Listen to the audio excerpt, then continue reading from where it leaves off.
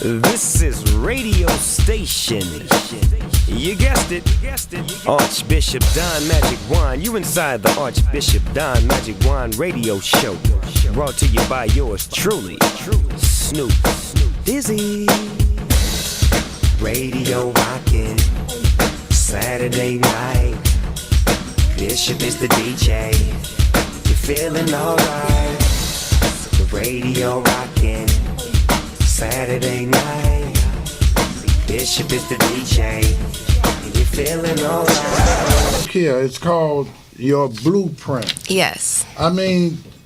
Is this talking personally to the person that have the book, or is this your blueprint? Yes, absolutely. I'm teaching everybody who reads that book to create their own blueprint. So it's your blueprint that you're going to be creating once you read that book. Okay, well, tell us something about it. I'm letting my viewers see it right here. Tell us about this book. I like it. It's got a lot of pages, and you seem to be excited, and you got some good, statement by different individuals that, blessing you about your work and everything. So tell us about the book, your blueprint. Thank you. Well, first of all, the book's going to be released on the first of the year, 1/1/2013. Wait. Tell us about you first, and then about the book, how all of this come along, let us know about you. Awesome. Well, my start was actually in radio 12 years ago at 100.3 The Beat. I started as an intern for Keisha Monk back in the day. Okay. And from there, 3 months later, Steve Harvey offered me a job, and I worked for Steve Harvey for 9 years. And I did everything from produce radio to TV. And I started my own PR company, LVG PR, in 2006 after I graduated from USC. And I was living in New York, and Steve sent me on a meeting with Marvette Brito, one of the biggest PR women, and on another meeting with Steve Stout, one of the biggest branding guys out there. And I loved it so much that I was like, you know what? I want to start a company, a PR and branding company. And I did. I moved back to LA. I started my company, and all of a sudden, I had more clients than I know what to do with. That's great. And a ton of magazines wanted to write about me, and I would say, about me? Like, why? They would say, your story's amazing. One of the things that I should mention is that both of my parents were in jail from the time I was 14 to roughly about 22. Okay. Yeah. Do you mind to say what for? No, of course not. They were in jail for selling drugs. Okay. And it was a really difficult time. They were never drug dealers. It was just something that happened. And then after they were released, and, it was a difficult situation.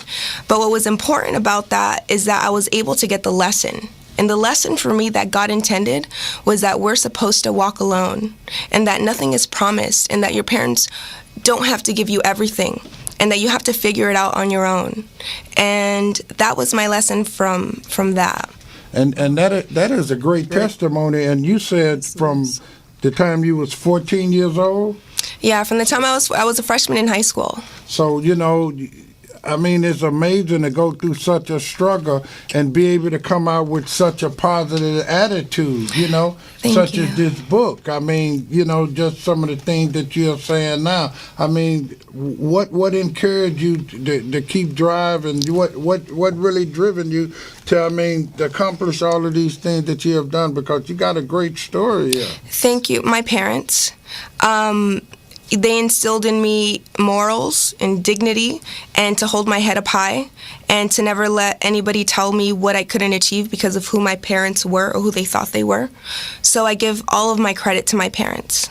And that's amazing. And, we're speaking on that here with Zoe about parents, giving understanding to their kids. And that's what I think a lot of that is lacking today, because a lot of kids don't get an opportunity to get that kind of love, to get that kind of training, to get that kind of understanding, except for finding it in the streets, and they don't give the pure understanding of what really love is. It's an abusive kind of love that they didn't get at home, and they don't know it by getting it in the street. And I agree. Sometimes parents are just so busy. Yeah. And they can't spend more time with their kids. It's awesome to spend time with your kid. Get to know them better.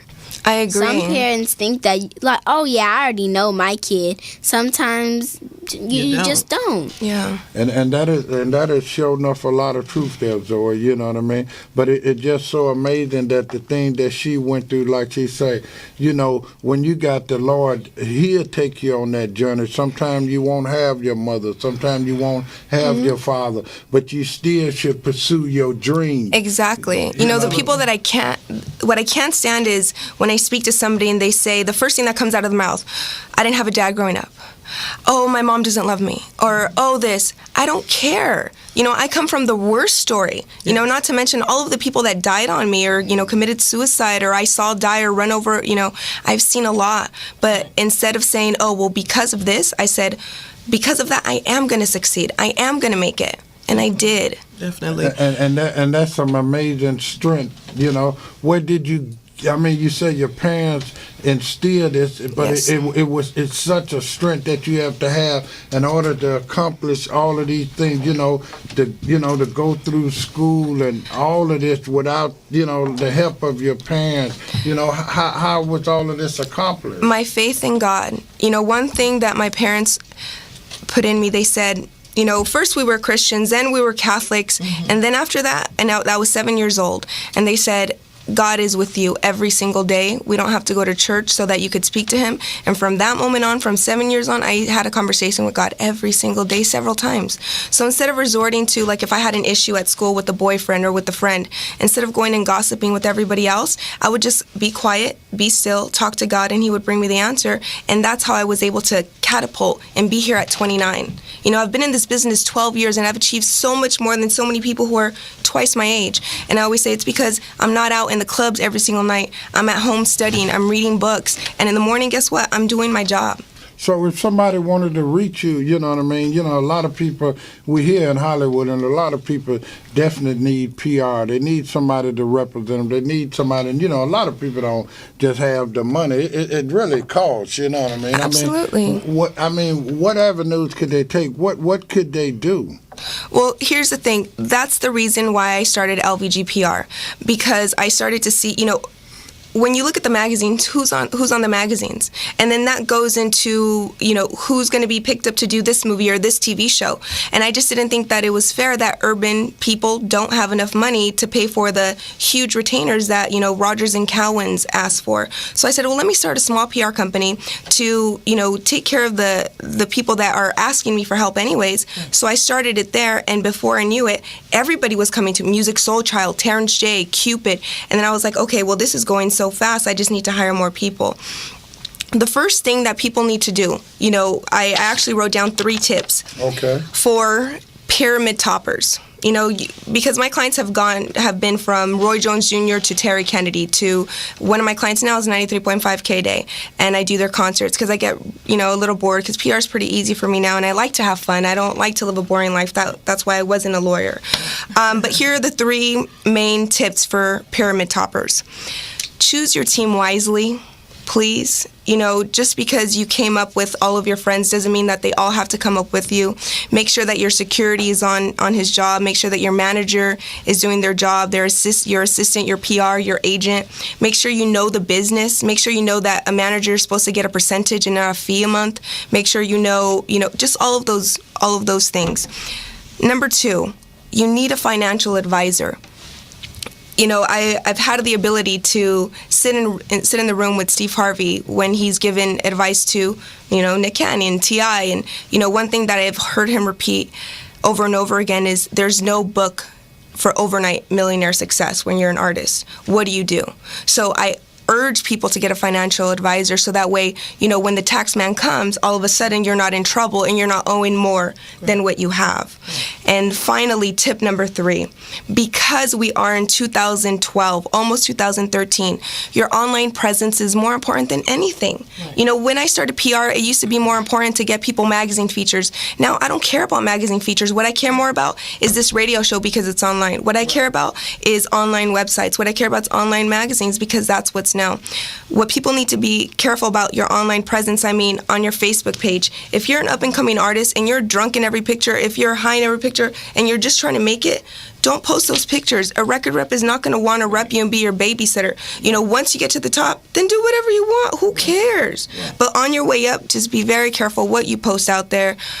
So those would be my 3 main tips. Well, see, right here on the Don Juan radio show, I always try to find a way to make it easier for my viewers and listeners. And she just explained some great topics. You go by them 3 steps, you can't lose with the stuff Elvira used. And I'm telling you a lie. But I got to get back to some music. I know we got somebody calling. And, we're going to keep Elvira here till the last minute. I know Zoe got to get her nap in, you know what I mean? So I'm going to go back to some music right quick, and then we're going to keep Elvira. This very interesting. She got a great story. And I hope y'all listening, call somebody and tell them we are on there at 323-965-1600, rmconair.com. Huh, Zoe? Right. Wow.